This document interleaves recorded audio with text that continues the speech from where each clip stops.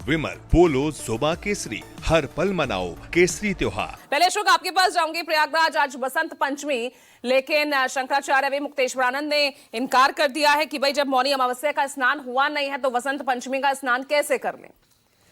एक बार फिर मैसेज पहुंचा रहे हैं कि भाई उन्हें लिखा जाए, लिखित में दिया जाए कि वो सुरक्षित और संरक्षित रहेंगे पुलिस की व्यवस्था में। जब योगी आदित्यनाथ लिख के देंगे तभी वो आगे बढ़ेंगे। लेकिन मामला तो अब काल नेमी तक बढ़ गया है। अब तक तो शंकराचार्य द्वारा जब औरंगजेब और अकबर कहा जा रहा था उसको लड़ाई थी, अब तो योगी आदित्यनाथ काल नेमी कह रहे हैं।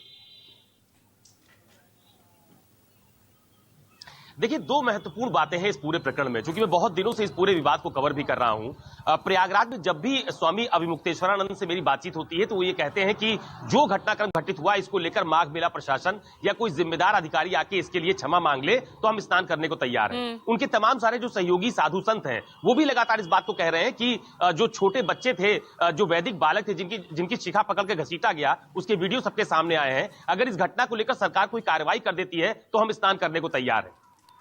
और इसके अलावा उनके जो निकट के लोग हैं वो भी ये लगातार ये कह रहे हैं कि एक बार नोटिस दे दिया कि आप शंकराचार्य कैसे हैं, उसका जवाब दे दिया गया, दोबारा फिर नोटिस चस्पा करके वहां से चले गए और उसमें ये कह दिया गया क्यों ना आपकी वो जो भूमि है जो आवंटित की गई है उसको खाली करा लिया जाए, आपको जो सुविधाएं दी जा रही है क्यों ना वो सुविधाएं बंद कर दी जाए।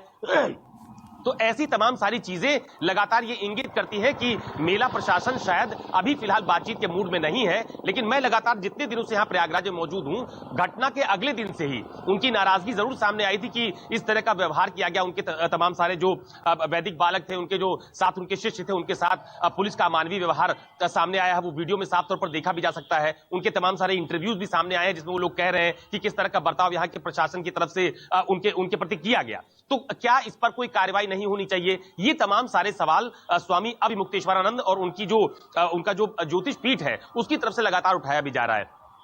कल जब योगी आदित्यनाथ जी ने ये बयान दिया कि कुछ कालनेमी है जो कि धर्म की आड़ में सनातन को कमजोर करने की कोशिश कर रहे हैं, तो मैंने एक बार फिर उनसे बातचीत की स्वामी अभिमुक्तेश्वरानंद से। तो उन्होंने कहा कि योगी जी बिल्कुल ठीक कह रहे हैं, बस जो बात सीधे तौर पर कहनी चाहिए उसको गलत दिशा में जाकर कह रहे हैं। यानी कि जो तनातनी की स्थिति है सरकार और ज्योतिष पीठाधीश्वर के बीच वो अभी लगातार बनी हुई है। और आप सोचिए, अगर इस मामले को इतनी जल्दी हल किया जाना होता तो आज बसंत पंचमी का स्नान था, पिछली बार जब मौनी अमावस्या का स्नान था जिस दिन ये पूरा विवाद सामने आया था, तो शायद मेला प्रशासन की तरफ से या फिर सरकार की तरफ से कोई पहल हो जाती और आज उनके साथ बातचीत करने के बाद उनको स्नान करवा दिया जाता जिस तरह का स्नान वो चाहते थे। उनके कहने का मतलब था कि पूरे मान सम्मान के साथ वो ज्योतिष पीठ के पीठाधीश्वर हैं, शंकराचार्य हैं, तो जिस तरह की व्यवस्था एक शंकराचार्य के साथ होनी चाहिए उस तरह सम्मान के साथ उनका स्नान करवा दिया जाए और विवाद यहीं पर समाप्ति हो जाएगा। परसों भी जब मैंने उनसे बात की थी तो उन्होंने कहा था मेरा और योगी आदित्यनाथ, मैंने उनसे पूछा कि योगी जी जो है वो गोरख पीठ के पीठाधीश्वर हैं, आप ज्योतिष पीठ के पीठाधीश्वर हैं, क्या दोनों के बीच में कोई मतभेद है क्या? तो उन्होंने कहा मेरे उनके बीच में कोई मतभेद नहीं है,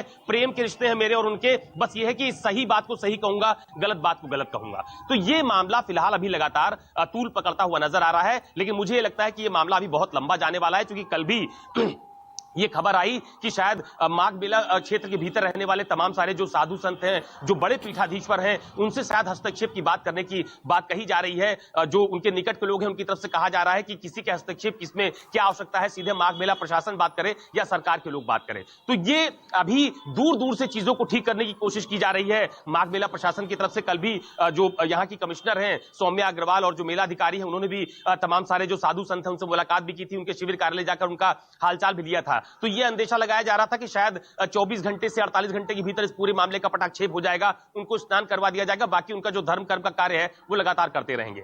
लेकिन कल योगी आदित्यनाथ जी का वो बयान, उसके बाद इनकी तरफ से उस बयान पर अपना रिएक्शन देना और तमाम सारे राजनीतिक दलों की प्रतिक्रियाएं सामने आना, ये स्पष्ट संकेत दे रही है कि इस मामले को एक बड़ा राजनीतिक रंग देने की कोशिश अभी की जा रही है। और यही वजह है कि तमाम तरह की बयानबाजियां सामने आ रही हैं।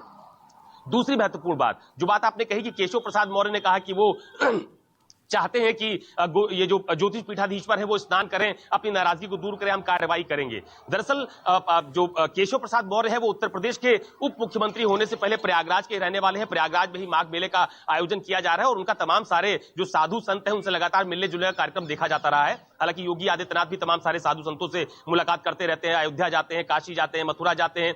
तो केशव प्रसाद मौर्य ने अपनी तरफ से एक बड़ा संदेश देकर यह करने की कोशिश की है कि शायद इस मामले को वहीं हल कर दिया जाए। जो पीटने वाले अधिकारी थे, जिन्होंने शिखा पकड़कर वैदिक बालकों को खींचा, उनके खिलाफ कार्रवाई कर दी जाए, जांच करवा लेंगे और इस विवाद को वहीं पर समाप्त कर दिया जाए। तो सरकार की तरफ से कोशिश जरूर हो रही है, लेकिन मुझे लगता है कि अभी कोशिश में थोड़ी बहुत कमी है और यही कमी माघ मेला प्रशासन की तरफ से भी देखी जा रही है। और यह बात मैं स्पष्ट तौर पर कह सकता हूं कि इसमें कहीं ना कहीं थोड़ी ढिलाई बरती जा रही है। जिस दिन यह घटनाक्रम घटित हुआ, कल भी ये लोग कह रहे थे कि हम लोग रात में 11 बजे तक बाहर बैठे रहे और इस बात की उम्मीद थी कि शायद मेला प्रशासन का कोई अधिकारी आएगा, हमसे बात करेगा कि चलिए मान लीजिए गलती हो गई या क्या कुछ हुआ, उसमें हम जांच कर लेंगे, लेकिन आप स्नान कीजिए। लेकिन 11 बजे रात तक कोई नहीं आया और उसके बाद फिर वो अपने जहां विश्राम करने जाते हैं, वैन में जहां पर रुकते हैं, चूंकि शिविर के भीतर प्रवेश नहीं कर रहे हैं, तो वो वैन के भीतर चले गए। तो अभी ये पूरा मामला पूरी तरह से राजनीतिक रंग लेता हुआ नजर आ रहा है। कहीं ना कहीं मतभेद की बड़ी बात भी है कि सरकार का कोई जिम्मेदार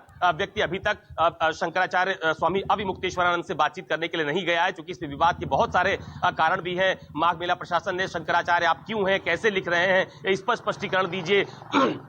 और दूसरा, कल जो नोटिस दी गई थी वो बहुत सख्त नोटिस थी, उसको सामान्य तौर पर नहीं लिया जाना चाहिए। कि इसके पहले भी महाकुंभ का आयोजन हुआ और तमाम सारे धार्मिक आयोजन हुए, जिसमें तमाम सारे पीठों के जो पीठाधीश्वर जिनको आमंत्रित किया जाता है या जो आते हैं, उनको बाकायदा शिविर के लिए जगह आवंटित की जाती है, शिविर की व्यवस्था की जाती है। ये माघ मेला प्रशासन करता है। तो इस बार इस तरह का विवाद की स्थिति क्यों उत्पन्न की गई? तो इसके पीछे ये भी कहा जा रहा है कि समय समय पर जिस तरह का बयान स्वामी अविमुक्तेश्वरानंद देते रहते हैं, शायद इस बात को लेकर भी नाराजगी है। शायद ये बात भी हो सकती है कि जब आप सरकार के विरोध में ही बोलते हैं तो शायद इस तरह की नोटिस होना जायज है। लेकिन कल की नोटिस बहुत सख्त नोटिस है। मैं बार बार कह रहा हूं कि क्यों ना आपसे ये जो जमीन दी गई है इसको खाली करवा लिया जाए, आपको सरकारी सुविधाएं जो दी गई हैं वो बंद कर ली जाए और आने वाले दिनों में भविष्य में आपको ऐसी कोई भी व्यवस्था ना दी जाए। तो ये नोटिस कहीं ना कहीं अपने आप में कड़ा संदेश देने की कोशिश है एक शंकराचार्य को, उनकी पीठ को। और उसका जवाब भी वो दे रहे हैं। वो कह रहे हैं जमीन खाली करानी है, खाली कर लीजिए, हम तो फुटपाथ पे बैठे हैं, फुटपाथ पर काम करते रहेंगे।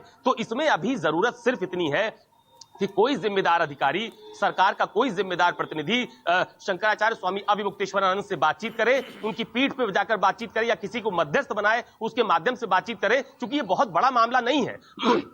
स्नान करने का एक मामला है। आज बसंत पंचमी का स्नान है, करोड़ों श्रद्धालु आज प्रयागराज में स्नान करेंगे। तो एक शंकराचार्य अगर स्नान नहीं करता है तो उसका बहुत बड़ा संदेश भी जाता है, धार्मिक तौर पर, राजनीतिक तौर पर। तो ये बहुत छोटा मामला हो सकता है। सिर्फ इसमें अगुवाई करने की जरूरत है कि चाहे माघ मेला प्रशासन अगुवाई कर ले, चाहे सरकार का कोई प्रतिनिधि अगुवाई कर ले, या कोई तो प्रशासन शंकराचार्य नहीं मान रहा ना। दिक्कत तो यही है अशोक तिवारी, कोशिश की जा रही है या नहीं की जा रही है, अभी तक तो इसी को लेकर कंफ्यूजन है।